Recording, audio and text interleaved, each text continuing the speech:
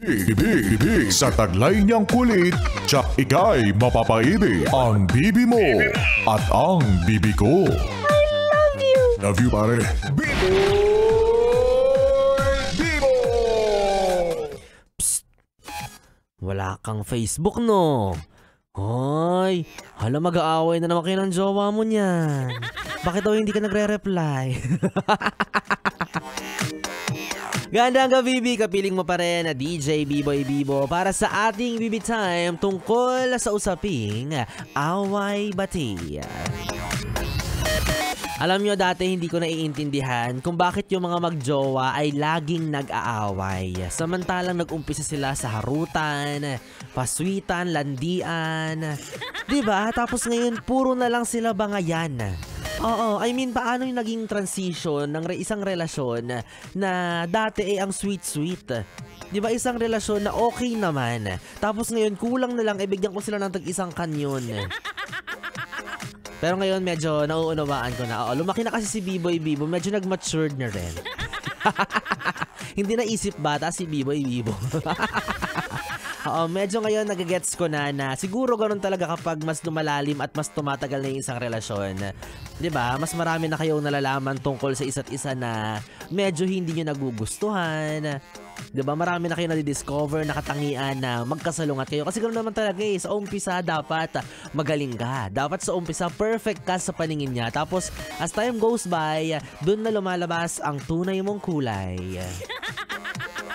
Diba? Ma-pride ka, tapos toyoin tong isa, ending talaga niyan, gera.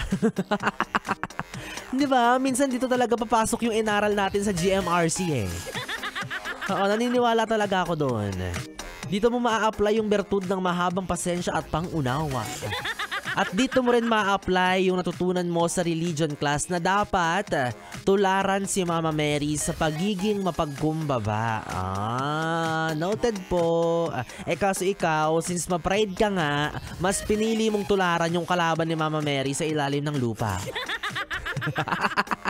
But at the end of the day, sabi nga nila, di ba, wala namang problemang hindi na idadaan sa maayos at magandang usapan. So, kalma lang kayo. Oo.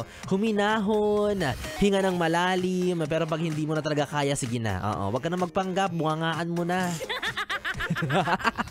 Hoy, charot lang ha. Baka mag-away kayo ngayong gabi. Ano naman pakialam ko.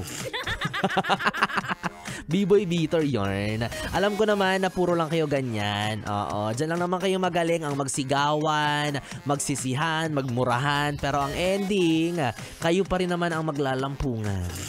Pahinga konti tapos bakbakan ulit. Tsaka alam ko na alam mo ang totoo na hindi na kayo basta-basta pwedeng maghiwalay. Bakit? Kasi nagkatikiman na kayo ng laway. Alam ko yan. Alam ko yan na alam mo yan. Nagkatikiman na kayo ng laway. Oo, diba kasi ganun ka ba nag-aaway kapag nagbabangayan? Diba yung buga nung bunganga mo parang ngayon. Parang ngayon may tumatalsik sa bunganga ko.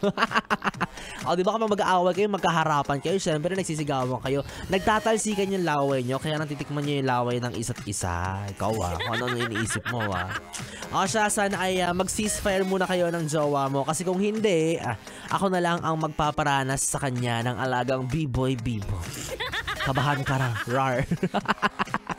BB, 3 oras na BB Time ang ating pinagsamahan. Nakapiling mo, DJ B-Boy Bibo, ang DJ na single, ready to mingle, basta walang label. Yung nakatabi mula alas 9 hanggang alas 12 para sa ating BB Time. Magkasama at magkarinigan tayong muli bukas sa parehong oras at parehong estasyon. Dito ka lang at dito pa rin. So 101.1, Yes FM.